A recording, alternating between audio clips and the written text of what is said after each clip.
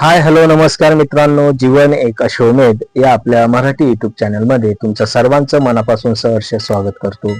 I hope सर्वजण छान असतील, स्वतःची आणि इतरांची काळजी घेत असतील. त्यासोबतच मित्रांनो, आयुष्याचा प्रवास करत असताना दुःख हे भरपूर येणार आहे.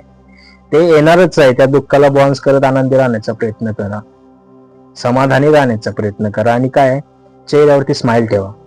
दुःख असेल ते दाखवू नका कोणाला, कारण ही दुनिया फक्त तमाशा बघण्याचं काम करते. दुःख दाखवू नका, दुःख लपवा आणि त्या दुःखाला फेस करा.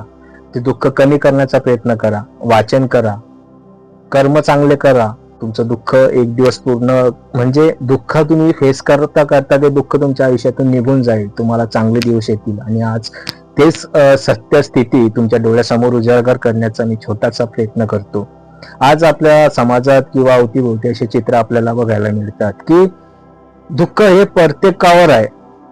प्रत्येक व्यक्तीवर दुःख कसलं ना कसलं आहे, कोणत्या तरी स्वरूपात आहे. कोणावर कर्ज आहे, नात्यामध्ये दुरावा निर्माण झाला आहे, किंवा शैक्षणिक जे मुलं आहेत त्यांच्यावर पण प्रेशर आहे शिक्षणाचं. पास झालंच पाहिजे, टक्के मिळालेच पाहिजे, असं प्रत्येक जण आपल्या आपल्या परीने दुःख फेस करतोय आणि ही खूप मोठी गोष्ट आहे मित्रांनो.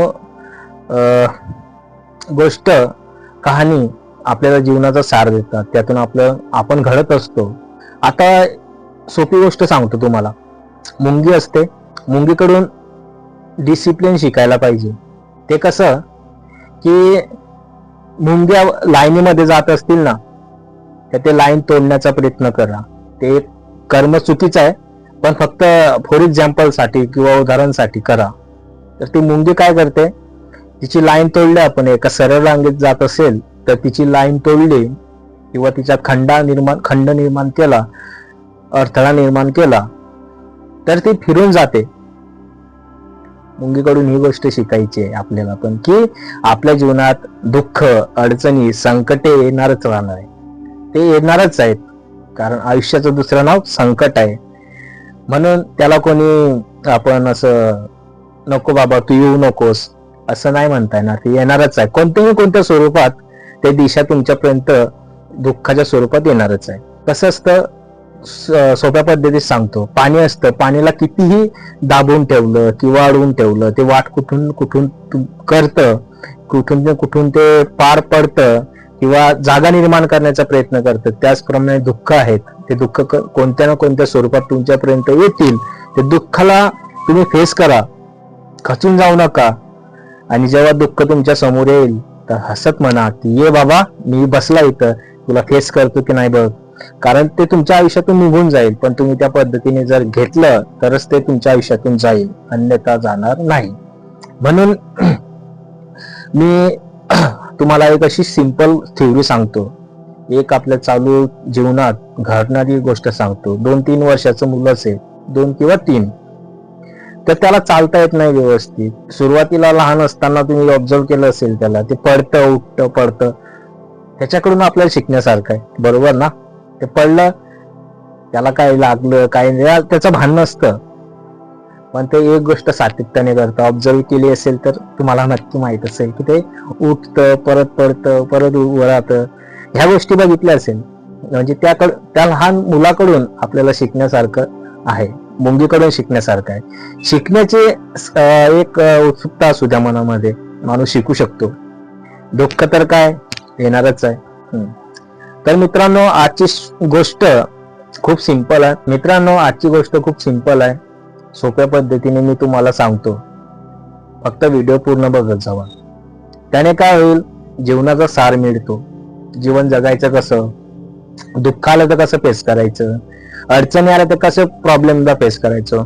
काही लोक असे असतात की दुःख आलं ना, अरे बापरे, आता काय होईल, कसं होईल, काय करू काय नाही करू, असं ते घाबरतात. तर त्यांच्यासाठी हा व्हिडिओ नक्की बघा. म्हणून काय होतं, शिक्षक असतात, आपल्याला शिकवण्याचं काम करतात, आपण त्यातून घडत असतो. काही गोष्टी शिकायला काय हरकत आहे. 2 मिनिटं आयुष्याचे द्या, व्हिडिओ बघत चला. माझे 2 मिनिटं तुमच्या आयुष्याचे मागतोय. तुमच्या आयुष्याचे फक्त 2 मिनिटं व्हिडिओ बघा. तुमच्यामध्ये थोडा तरी बदल झाला ना, माझ्यासाठी तेच महत्वाचं आहे. तुमच्यामध्ये बदल व्हावा. तुम्ही दुःख फेस करत आहात, ते दुःख कुठेतरी कमी व्हावं, असा माझा हेतू असतो. तर आपण आपल्या स्टोरीकडे जाऊया. की खूप वर्षापूर्वीची गोष्ट आहे की एका अरण्यात किंवा एका जंगलामध्ये एक साधू राहत होते. साधू म्हटल्यावर तपस्वी, तप करणारे, त्यांच्या चेहऱ्यावरती तेज असणार, तपस्वी, बैरागी असे भरपूर नाव आहेत. मोह, माया, संकट या गोष्टीपासून विलिप्त राहणार आहे. आपण आज प्रत्येक जण अडकलेला आहे. मोह, माया, पैसा पाहिजे,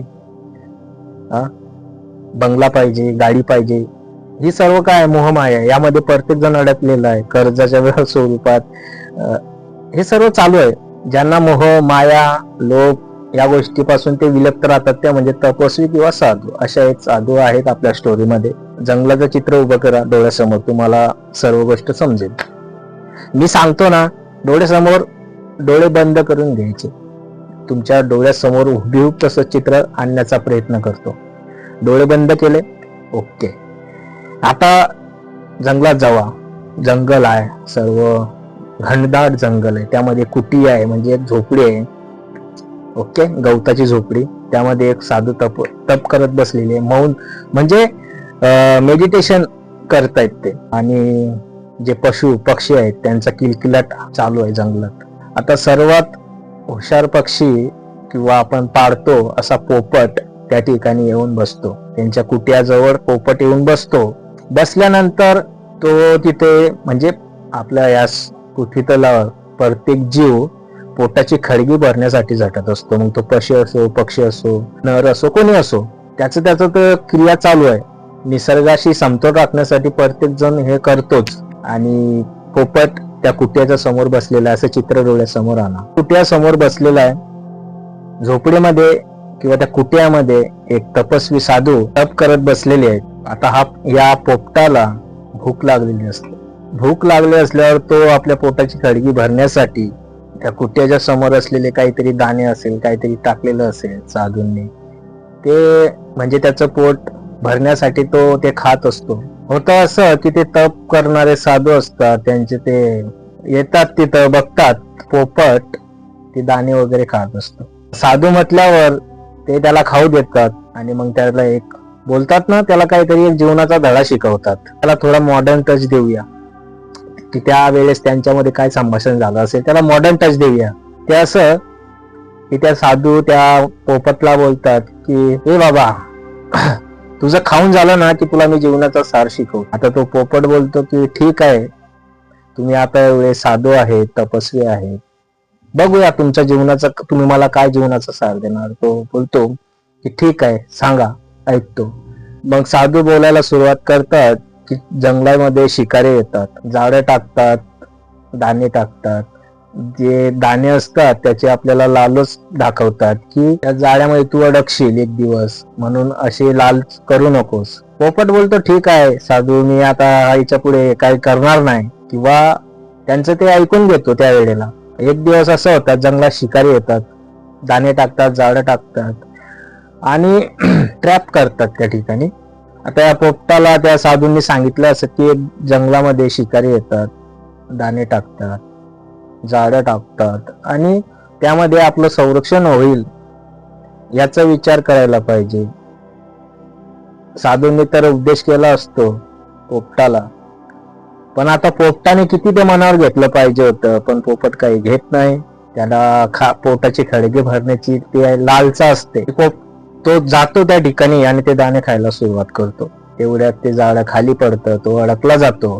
हे जे प्रोसेस होत असते त्यावेळेस तिथे ते साधू येतात, त्या शिकारीला सांगतात की या मुख्य जीवाला तू सोड, आणि शिकारी त्या साधूचा मान ठेवतात आणि त्या पोपटाला जाळ्यातून बाहेर काढतात. पोपट बाजूला येतो, म्हणजे बाजूला होतो आणि त्या साधूंना सांगतो की तुम्ही मला सांगितलं होतं ही गोष्ट, पण मी ऐकलं नाही. साधू त्याच्यावर म्हणजे प्रेमाने त्याला सांगतात, हो मी तुला सांगितलं होतं की शिकारी जंगलात आल्यानंतर दाणे टाकतात, झाडं टाकतात आणि त्यामध्ये तू अडकू शकतोस.